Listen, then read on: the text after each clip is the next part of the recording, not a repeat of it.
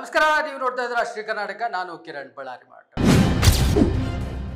ವೀಕ್ಷಕರೇ, ಇವತ್ತು ಏನು ಉಪಚುನಾವಣೆ ಬಗ್ಗೆ ನಾವು ಮಾತಾಡ್ತಾ ಹೋಗ್ತಾ ಇರ್ತೀವಿ. ಉಪಚುನಾವಣೆ ಬಗ್ಗೆ ಮಾತಾಡ್ತಾ ಹೋದಾಗ ಎಲ್ಲೋ ಒಂದು ಕಡೆ ಆಕಾಂಕ್ಷಿಗಳ ಸಂಖ್ಯೆ ಮಾತ್ರ ಏರ್ತಾನೆ ಇದೆ. ಆ ಪೈಕಿ ಇವತ್ತು ಅಧಿಕೃತವಾಗಿ ನಾನು ಕೂಡ ಪಕ್ಷಕ್ಕೆ ಒಂದು ಟಿಕೆಟ್ ಆಕಾಂಕ್ಷಿ ಅನ್ನೋ ಮಟ್ಟದಲ್ಲಿ ರಾಣೆಬೆನ್ನೂರಿನ ಮಾಜಿ ಶಾಸಕರು, ಮಾಜಿ ಸಚಿವರು ಇವತ್ತು ಒಂದು ಪತ್ರಿಕಾಗೋಷ್ಠಿಯನ್ನು ನಡೆಸಿ ಪತ್ರಿಕಾ ಮಾಧ್ಯಮದ ಎದುರುಗಡೆ ನಾನು ಕೂಡ ಟಿಕೆಟ್ ಆಕಾಂಕ್ಷಿ ಅನ್ನೋದನ್ನು ಹೇಳಿರ್ತಕ್ಕಂಥದ್ದನ್ನು ನಾವು ನೋಡ್ತಾ ಇದ್ದೀವಿ. ಅದ್ರ ಜೊತೆಗೆ ಎಲ್ಲ ಈ ಕಳೆದ ಕೆಲವೇ ದಿನಗಳಿಂದ, ಒಂದು 2 ತಿಂಗಳ ಹಿಂದೆ ಆಗಿರಬಹುದು, ಬಿಜೆಪಿಯಲ್ಲಿ ಇದ್ದಂತಹ ಆರ್ ಶಂಕರ್ ಅವರು ತಿರ್ಗಾ ಕಾಂಗ್ರೆಸ್ ಪಕ್ಷವನ್ನು ಸೇರ್ಕೊಳ್ತಾರೆ. ಅದಕ್ಕಿಂತ ಮೊದಲು ಏನೋ ಒಂದು ಸ್ವತಂತ್ರ ಅಭ್ಯರ್ಥಿಯಾಗಿ ಕಣಕ್ಕಿಳಿದು ರಾಜಕೀಯಕ್ಕೆ ಬಂದಂತಹ ಆರ್ ಶಂಕರ್ ಅವರು ಮೊದಲು ಬಿಜೆಪಿ, ಈಗ ಮತ್ತೆ ಕಾಂಗ್ರೆಸ್ಸು, ಎಲ್ಲೋ ಈ ಅವರ ಒಂದು ಕ್ಷೇತ್ರವನ್ನು ಬಿಟ್ಟು ಮತ್ತೆ ಈಗ ಶಿಗ್ಗಾಂವ್ ಕ್ಷೇತ್ರಕ್ಕೆ ನಾನು ಕೂಡ ಆಕಾಂಕ್ಷಿ, ನಾನು ಕೂಡ ನನ್ನದೇ ಆದ ಕೆಲಸಗಳನ್ನು ಮಾಡ್ತಾ ಇದ್ದೀನಿ ಅನ್ನೋ ಮಟ್ಟದಲ್ಲಿ ಹೇಳಿರ್ತಕ್ಕಂಥ. ಅದ್ರ ಜೊತೆಗೆ ಯಾರ್ಯಾರನ್ನ ಭೇಟಿಯಾಗಿದ್ದಾರೆ ಹಾಗಾದರೆ? ಈ ಪೈಕಿ ಆಲ್ರೆಡಿ ಮುಖ್ಯಮಂತ್ರಿಗಳನ್ನು ಕೂಡ ಭೇಟಿಯಾಗಿದ್ದಾರೆ.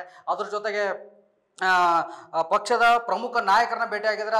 ಅಲ್ಲದೆ ಶಿಗ್ಗಾಂವ್ ಕ್ಷೇತ್ರದ ಪ್ರತಿ ಹಳ್ಳಿಗಳಲ್ಲಿ ನಾನು ಸಂಚಾರ ಮಾಡ್ತಾ ಇದ್ದೀನಿ, ಅಲ್ಲಿ ಜನರ ಒಂದು ವಿಶ್ವಾಸವನ್ನು ಗಳಿಸ್ತಾ ಇದ್ದೀನಿ ಅನ್ನೋ ಒಂದು ನಿಟ್ಟಿನಲ್ಲಿ ಎಲ್ಲ ತಮ್ಮ ಹೇಳಿಕೆಯನ್ನು ನೀಡಿರ್ತಕ್ಕಂಥ. ಅಂದರೆ ಅಧಿಕಾರ ಇಲ್ಲದೆ ಆರ್ ಶಂಕರ್ ಅವರಿಗೆ ಇರೋಕ್ಕಾಗಲ್ವಾ? ಖಂಡಿತ.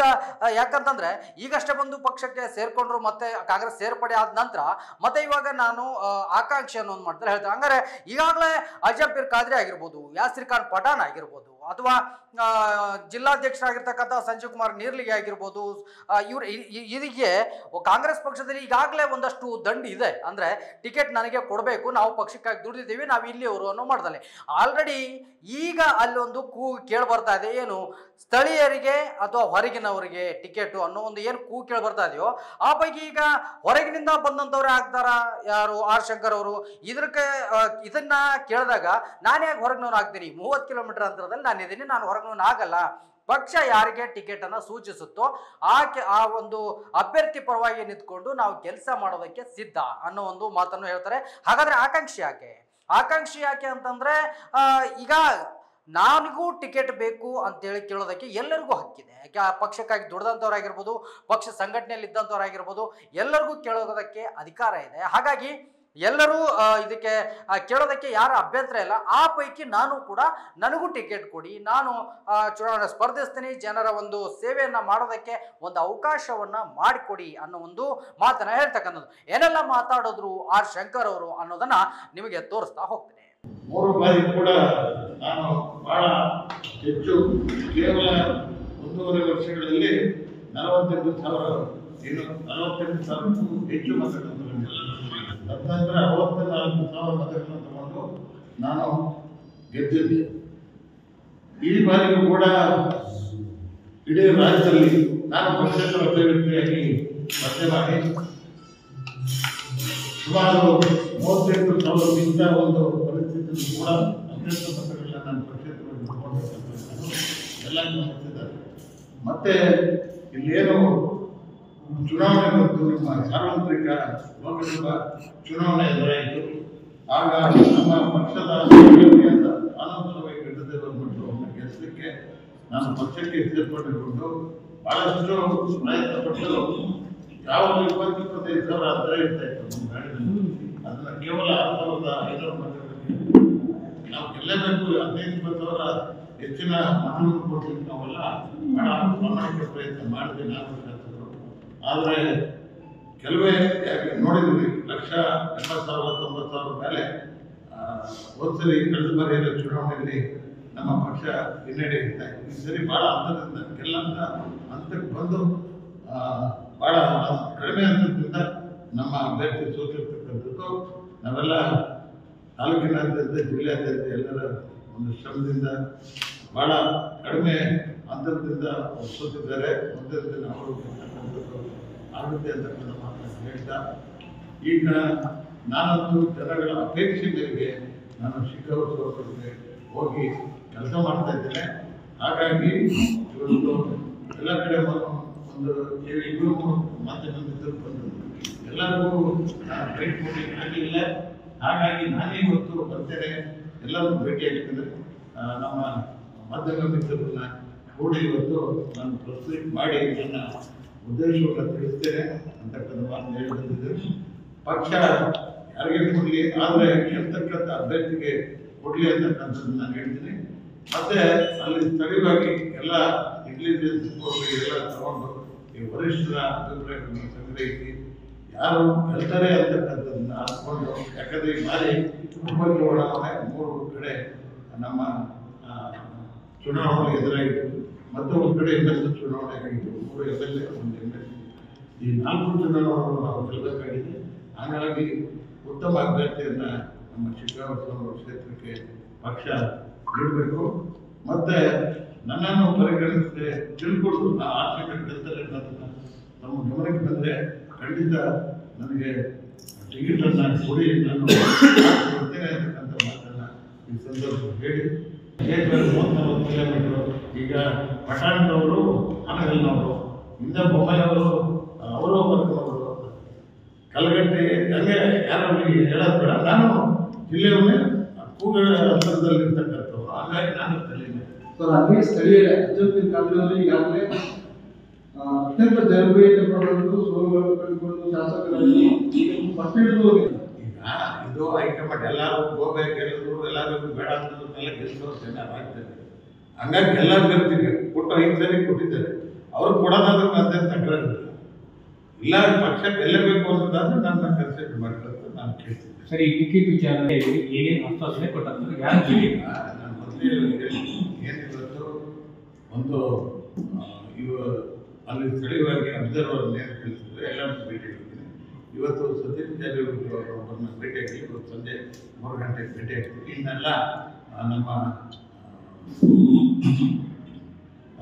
ಜಿಲ್ಲಾ ಮಂತ್ರಿಗಳು ಭೇಟಿ ಆಗ್ತೀನಿ.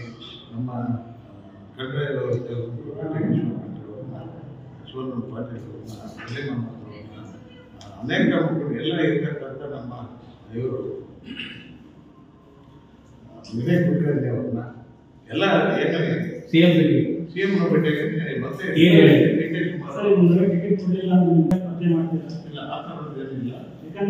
ಕ್ಷೇತ್ರದಲ್ಲಿ ಗೆದ್ದಿದ್ದೀವಿ. ಪಕ್ಷದ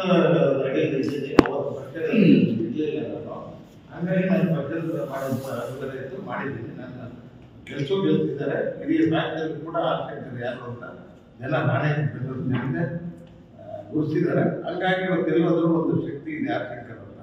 ನೀವೇ ತಿಳ್ಕೊಳ್ಬೋದು, ಆರ್ಶಂಕರ್ ಕೇವಲ 8 ದಿವಸದಲ್ಲಿ ಯಾವ ರೀತಿ ಕೆಲಸ ಮಾಡ್ತಾ ಇದ್ದಾರೆ ಅಂತ. ಇನ್ನೂ ನಾನು ಮಾಡ್ತಾನೆ ಇರ್ತೀನಿ. ಈಗ ಪ್ರತಿದಿನ ಜನಗಳನ್ನ ಭೇಟಿ ಮಾಡೋದು, ಗ್ರಾಮಕ್ಕೆ ಭೇಟಿ ಮಾಡೋದು, ಮುಖಂಡರು ಭೇಟಿ ಮಾಡೋದು, ಮತ್ತು ಲೋಕಲಲ್ಲಿ ಯಾರ್ಯಾರು ನಗರ ಸಭಾ ಸದಸ್ಯರಲ್ಲಿ, ಸೋದರರಲ್ಲಿ, ಗೆದ್ದವರಲ್ಲಿ ಅವರೆಲ್ಲ ವಿಶ್ವಾಸ ಕೆಲಸ ಮಾಡ್ತಾರೆ.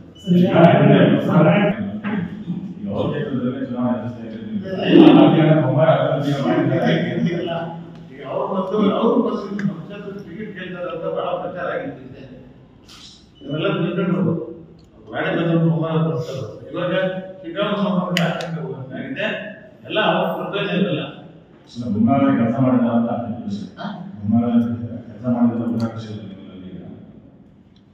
ಕೆಲಸ ಅಲ್ಲಿ ಅಭಿವೃದ್ಧಿ ಕೆಲಸಗಳು ಮಾಡಿದ್ದಾರೆ. ಈಗ ನೀವೇ ನೋಡ್ಬೋದು, ಒಬ್ಬ ಮಂತ್ರಿ, ಮುಖ್ಯಮಂತ್ರಿ ಮಂತ್ರಿಗಳ ಅನುವಾದ ಆಗಿರ್ತಕ್ಕಂಥದ್ದು ಯಾವ ರೀತಿ ಶಿಗ್ಗಾಂವ ಇದೆ ಅಂತ ಅಲ್ಲಿ ಜನ ನಡೆಸ್ತಾರೆ.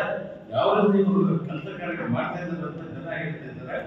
ಯಾವ ರೀತಿ ಅವರು ಒಂದು ವರ್ಗನ ಇದು ಮಾಡಿಕೊಂಡು ಮ್ಯಾನೇಜ್ ಮಾಡಿಕೊಂಡು ಚುನಾವಣೆಗೆಲ್ಲ ರಣತಂತ್ರಗಳು ಮಾಡ್ತಾವ್ರೆ ಅಂತ ಜನ ಹೇಳ್ತಾವ್ರೆ. ಎಲ್ಲ ಅಲ್ಲಿ ಯಾವ್ದು ಬೇಕೋ ಎಲ್ಲ ನೇರವಾಗಿ ಮತದಾರ ಬಳಿ ಹೋದಾಗ ನಿಜ ಪ್ರಚಾರವನ್ನು ಜನಗಳೇ ಹೇಳ್ತಾರೆ. ಯಾಕಂದ್ರೆ ಅಷ್ಟೊಂದು ಇವ್ರನ್ನ ಅರ್ಧ ಕುಡಿದ್ಬಿಟ್ಟಿದ್ದಾರೆ ಜನ. ಸರ್, ನಿಮಗೆ ಕಾನೂನು ಜೊತೆಗೆ ಮಾಡ್ತಾರಂತ ಅನ್ಸ್ಕೊಂಡಿದ್ದಾರೆ. ಪಕ್ಷಕ್ಕಿಂತ ಯಾರು ಕೊಡೋದಿಲ್ಲ. ಪಕ್ಷ ಯಾರು ಕೊಡ್ತಾರೆ ಅವ್ರಿಗ ಎಲ್ಲರೂ ನಾನು ಸಪೋರ್ಟ್ ಮಾಡಬೇಕಂತಂದ್ರೆ ಇನ್ನೊಬ್ರು ಸಪೋರ್ಟ್ ಮಾಡಬೇಕಾಗ್ತದೆ. ಹಾಗಾಗಿ ಆ ಪ್ರಶ್ನೆ ಹೋಗಲ್ಲ. ಇದು ಟಿಕೆಟ್ ಕೇಳೋತಂದ್ರೆ ಎಲ್ಲರೂ ನನಗೆ ಬೇಕು ಅನ್ನೋರು ಎಲ್ಲರೂ ಇಚ್ಛೆ ಇರ್ತಾರೆ. ಅದಕ್ಕೆ ನಂದು ಯಾವುದೋ ಅವಸರ ಇಲ್ಲ. ಕೇಳೋದಕ್ಕೆ ನಂದೇ ತಕರಾರು ಇಲ್ಲ. ನಾನು ಅವರ ಮುಂದೆ ನಾನು ಕಂಪ್ಲೀಟ್ ಮಾಡಿದ್ದೇನೆ. ನಾನು ಪ್ರಬಲವಾಗಿ ಕೇಳಿದ್ದೇನೆ, ಕೆಲಸನೂ ಮಾಡ್ತಾ ಇದ್ದೇನೆ. ಈಗಾಗಲೇ ಭಾಳ ಜನ ಅಭಿಪ್ರಾಯ ಬೇಕು. ಒಂದು ಟಿಕೆಟ್ ತಗೊಳ್ಳೋದು ಒಂದು ಮಾತ್ರ ಆದರೆ ಗೆದ್ದು ಬರಬೇಕು. ಪಕ್ಷಕ್ಕೆ ಇವತ್ತು ಉಪಚುನಾವಣೆ 3 ರಾಜ್ಯ ನೋಡ್ತಾ ಇರ್ತದೆ. ಹಂಗಾಗಿ ಸರ್ಕಾರ ಗಮನ ಎಲ್ಲ ಕಡೆ ಯಾರು ಅಭ್ಯರ್ಥಿ ಯಾರು ಗೆಲ್ತಾರೆ ಅಂತಕ್ಕಂಥ ಲೆಕ್ಕಾಚಾರಗಳು ನಡೀತಾರೆ. ಅವ್ರಿಬ್ರಲ್ಲಿ ಆ ಶಕ್ತಿ ಇಲ್ಲ ಅಂತ ಅಲ್ಲ, ಅದು ನಾನು ಯಾರ ಬಗ್ಗೆ ಶಕ್ತಿ ಬಗ್ಗೆ ನಾನು ಮಾತಾಡ್ತೀನಿ, ನನ್ನ ಶಕ್ತಿ ಬಗ್ಗೆ ನಾನು ಹೇಳ್ತೀನಿ, ನನ್ನ ಕೆಲಸ ಕಾರ್ಯಗಳ ಬಗ್ಗೆ ಹೇಳ್ತೀನಿ. ನಾನು ಗೆಲ್ತಕ್ಕಂಥ, ಯಾಕಂದ್ರೆ ಪಕ್ಷೇತರವಾಗಿ ಗೆದ್ದಿರ್ತಕ್ಕಂಥದ್ದು, 3 ಬಾರಿ ರಾಜ್ಯದ ಮಂತ್ರಿ ಆಗಿರ್ತಕ್ಕಂಥದ್ದು, ನನ್ನದೇ ಒಂದು ವರ್ಚಸ್ಸು ಇದೆ, ಪಕ್ಷದ ವರ್ಚಸ್ಸು ಎರಡು ಕೂಡ್ಕೊಂಡಾಗ ಗೆಲುವು ಬಹಳ ವಿರಳ, ಸರಳವಾಗಿ ನಾವು ಗೆಲ್ಲಲಿಕ್ಕೆ ಸಾಧ್ಯ ಇದೆ ಅಂತಕ್ಕಂಥದ್ದು ನಾನು ಹೇಳಿದ್ದೀನಿ.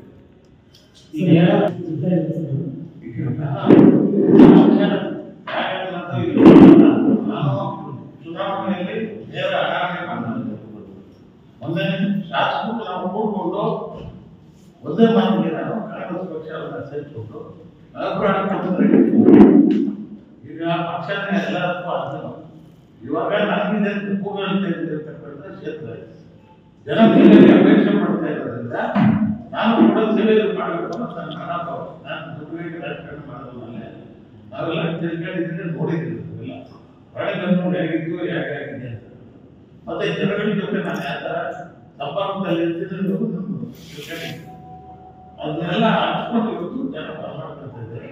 ಅದನ್ನು ಪಕ್ಷ ತಿಳ್ಕೊಂಡು ನಮಗೆ ಆಶೀರ್ವಾದ ಮಾಡಲಿ ಅಂತ ಕೇಳ್ತಿರ್ತೇವೆ. ರಾಜ್ಯದಲ್ಲಿ ಯಾರು ಇರಬೇಕು ಅಂತಿಲ್ಲ, ಮಾಡ್ತಾರೆ, ಯಾರು ಇರಲಿ ಅದಕ್ಕೆ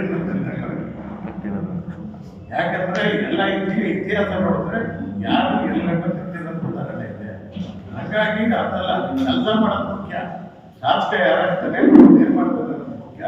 ಆಮೇಲೆ ಈ ಯಾವ ರೀತಿ ಜನಗಳ ಜೊತೆ ಬೆರೆತು ಗೆಲ್ಲೋದು ಬಹಳ ಮುಖ್ಯ. ಅದು ಫ್ರೆಂಡ್ ಮಾತಾಡಿ ಆ ಮಾತನ್ನ ಮಾತನ್ನ ನಾನು ಕೆಲಸ ಮಾಡ್ತಿದ್ದೇನೆ. ಬಹಳಷ್ಟು ಜನ ಟಿಕೆಟ್ ಆಕಾಂಕ್ಷಿಗಳು ಇರ್ತಾರಲ್ಲ, ಅವ್ರ ಆಸೆ ಪರೋಕ್ಷ ಆಸೆಯಲ್ಲಿ ಎಲ್ಲ ಒಂದೊಂದು ಕ್ಷೇತ್ರದಲ್ಲಿ ಇದು ಕಮ್ಮಿ ಇದೆ, ಇನ್ನೊಂದೊಂದು ಕಡೆ ಬಹಳ ಅಲ್ಲ ಸರ್. ಆಕಾಂಕ್ಷಿಗಳು ಟಾರ್ಗೆಟ್ ಇರುತ್ತೆ ಅಂತ ಹೇಳಿದ್ರೆ ಅಟ್ಲೀಸ್ಟ್ ನಾವು ಬೈ ಎಲೆಕ್ಷನ್ ನೆಕ್ಸ್ಟ್ MLC ಮಾಡ್ತಾರೆ, ಇಲ್ಲ ನಿಗಮ ಮಂಡಳಿ ಕೊಡ್ತಾರೆ ಅನ್ನೋದು ತಪ್ಪಿದೆ. ಆ ಥರದ ಟಾರ್ಗೆಟ್ಗಳು ಇದೆಯಾ? 1% ಇಲ್ಲ. ನಾನು MLC ರಾಜೀನಾಮೆ ಕೊಟ್ಟು ಮಂತ್ರಿಗೆ ರಾಜೀನಾಮೆ ಕೊಟ್ಟು ಅದೇ ನಿಮ್ಗೆ ಅಧಿಕಾರ ಇಲ್ಲ, ಅಧಿಕಾರ ಇಲ್ಲ ಅಂದ್ರೆ ಸೇವೆ ಮಾಡಕ್ಕೆ ಅಧಿಕಾರ ಬೇಕು. ಎಂತ ಸಂದರ್ಭದಲ್ಲೂ ನಾನು ಅಧಿಕಾರಕ್ಕೆ ಕೊಟ್ಟಿರ್ಲಿಲ್ಲ. ಇವತ್ತು ಯಾವುದೋ ಚೇರ್ಮನ್ ತಗೊಳಕ್ಕೆ ನಾನು ಮೊನ್ನೆ ಯಾರನ್ನು ಕೇಳಲಿಲ್ಲ. ಒಂದ್ಸಲ ನಾನು ಮೊನ್ನೆ MLC ನಾನೇನು ಮನವಿನೂ ಮಾಡಲಿಲ್ಲ. ಎಲ್ಲರೂ ಅದು ಒಂದೇ ನಮ್ಮ ಶಕ್ತಿ, ಜನರ ಸಮಸ್ಯೆ ಹಾಕ್ಕೊಳ್ಬೇಕು, ಜನಗಳಿಗೆ ಸೇವೆ ಮಾಡಬೇಕು. ಆಮೇಲೆ ನಾನು MLC ಮಂತ್ರಿ ಶಾಸಕ ಎಲ್ಲ ಇದೆ, ಅದರ ಕುತಂತ್ರಗಳಿಂದ ನಾನು ಬಲಿಯಾಗಿದ್ದೇನೆ. ಇವತ್ತು ಒಂದು ಪಕ್ಷದಾಗ ಏನಿದ್ದೇನೆ, ಪಕ್ಷ ಹಿಂದೆ ಕೂಡ ಉಪಮೇಯರಾಗಿದ್ದು ನಾನು ಕಾಂಗ್ರೆಸ್ ಪಕ್ಷದಲ್ಲಿ ಅನಿವಾರ್ಯ ಒಂದು ಕೊಯ್ವಾಡರು ಪ್ರಬಲ ಅಭ್ಯರ್ಥಿಯಿಂದ ನನಗೆ ಟಿಕೆಟ್ ಕೊಡಲಿಲ್ಲ. ಆದರೆ ನಾನು ಕ್ಷೇತ್ರ ಹುಡುಕೊಂಡು ಅಲ್ಲಿ ಸಂಘಟನೆ ಮಾಡ್ಕೊಂಡು ಗೆದ್ದು ತೋರಿಸಿ ಇತಿಹಾಸ ಮಾಡಿದ್ದೀನಿ. ಹಂಗಾಗಿ ನಾನು ಇವತ್ತು ಒಂದು ಸಮರ್ಥನ ಚುನಾವಣೆಗೆ ಸ್ಪರ್ಧೆ ಬಿಡಬೇಕಾಗ್ತದೆ. ಭವಿಷ್ಯ ಮುಂದೆ ಸಿಗಲ್ಲ ಯಾರ ಭವಿಷ್ಯ ಎಲ್ಲ ಅಂತ ಯಾರು ಗೊತ್ತಾಗಲ್ಲ. ಮೊನ್ನೆ ಇವತ್ತು ಉದಾಹರಣೆ ಕಾಲನೇ ಎಲ್ಲ ನಿರ್ಣಯ ಮಾಡ್ತಿದ್ದೇನೆ. ಅದಕ್ಕೆ ಮೊನ್ನೆ ಬೊಮ್ಮಾಯಿ ಅವರು ನಾನು ಏನೇನು ಮಾಡ್ಬೋದು ಎಲ್ಲ ರಾಜ್ಯಕ್ಕೆ ದೇಶಕ್ಕೆ ಗೊತ್ತೈತೆ. ಭಾಳ ಅವ್ರ ಬಗ್ಗೆ ಹೇಳ್ತಾವಲ್ಲ, ಅವ್ರು ದೊಡ್ಡ ಮಾಡೋಕ್ಕೆ ಹೋಗಲ್ಲ. ಅದು ಹಿಂದೆ ಆಗಿರೋದು ಆಗೋಗ್ಬಿಟ್ಟಿದೆ. ಈಗ ಹೊಸ ಅಧ್ಯಾಯ ಬರಬೇಕಾಗಿದೆ. ಅದಕ್ಕೆ ಮುನ್ನಡೆಯನ್ನು ನಡೆಸಿದ್ದೀನಿ. ಈಗ ಬೊಮ್ಮಾಯಿ ಅವರು ಹೇಳ್ತಾರೆ, ನೀವು ಕೂಡ ಲಾಸ್ಟ್ ಟೈಮ್ ಸರ್ಕಾರ ಬೆಳೆದು ಈಗೇನಾದ್ರೂ ಮತ್ತೆ ಆ ಥರ ಆಗೋ ಚಾನ್ಸಸ್ ಇದೆಯಾ? ಅಲ್ಲ, ಅವತ್ತು ಇವ್ರು 104 ಗಂಟೆ ಸರ್ಕಾರ 104 ನಾವೆಲ್ಲ ಹೋದ್ಮೇಲೆ ಅದು ಕಾರ್ಯಬೇಡ ವರ್ಷ ಇದು ಮಾಡಿಕೊಂಡು ಸರ್ಕಾರ ಆಯ್ತು. ಅದು ನಮ್ಮ ಮನೆಗೆ ಕರ್ಕೊಂಡು ಹೋಗಿ ದೇವ್ರ ಮನೆ ಪ್ರಮಾಣ ಮಾಡಿ ಯಾವಾಗ ಪುಸ್ತಕ ಕೊಡ್ತೀನಿ, ಮಂತ್ರಿ ಮಾಡ್ತೀನಿ, ನೀನೇ ರಾಜ, ನೀನೇ ಮಂತ್ರಿ ಅಂತ ಹೇಳಿ ಸುಮಾರು ಕರ್ಕೊಂಡೋಗಿ ನಮ್ಮ ಕಣ್ಣಿನಲ್ಲಿ ಬಿಟ್ಟಿರ್ತಕ್ಕಂಥ ಇಡೀ ರಾಜ್ಯ ನೋಡಿದೆ. ಹಂಗಾಗಿ ಅದರಿಂದ ಅವರು ಪ್ರತಿಜ್ಞೆ ಮಾಡಲ್ಲ. ಸರ್ಕಾರ ಸಮರ್ಥವಾಗಿದೆ. 135 ಸೀಟ್ ಇದ್ದಾವೆ, ಮತ್ತೆ ಗಟ್ಟಿ ಸರ್ಕಾರ ಇದೆ. ಹಂಗಾಗಿ ಸುಮ್ಮನೆ ಹೋಗೋದಿಲ್ಲ. ಅಧಿಕಾರಕ್ಕಾಗಿ ಆರ್ಥಿಕರು ಎಂತ ತ್ಯಾಗಕ್ಕೂ ರೆಡಿ ಆಗ್ತಾರೆ. ಅಧಿಕಾರಕ್ಕಾಗಿ ಅಲ್ಲ, ಜನ ಸೇವೆಗಾಗಿ. ಅಧಿಕಾರಕ್ಕೆ ಉಸ್ತುವಾರಿ ಸಚಿವರು ಕೊಡ್ತಾರೆ, ಅದಕ್ಕೆ ನಾವು ಬಿಟ್ಟು ಹಾನಿ ಮಾಡ್ತಿದ್ರು ಅಂತ ಹೇಳಿದ್ರಲ್ಲ.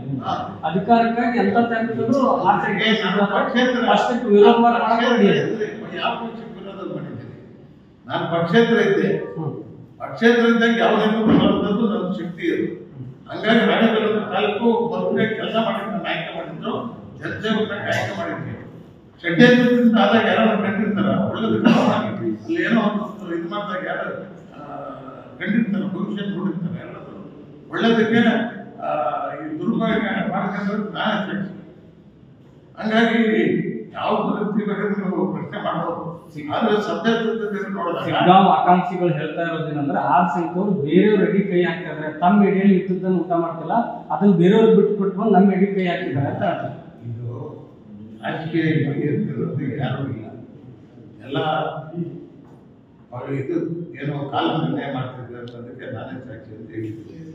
ಇವಾಗ ಯಾವ ಬೇಕಾದ್ರೂ ವ್ಯಾಖ್ಯಾನ ಹೆಂಗ್ ಬೇಕಾದ್ರೂ ಮಾಡಬಹುದು. ನೋಡಿದ್ರಲ್ಲ ಸ್ನೇಹಿತರೆ, ಆರ್ ಶಂಕರ್ ಅವರ ಒಂದು ಹೇಳಿಕೆಯನ್ನು ನೋಡಿದ್ರಿ, ಏನೆಲ್ಲ ಮಾತನಾಡಿದ್ರು ಅನ್ನೋದನ್ನು ಕೂಡ ನೋಡಿದ್ರಿ.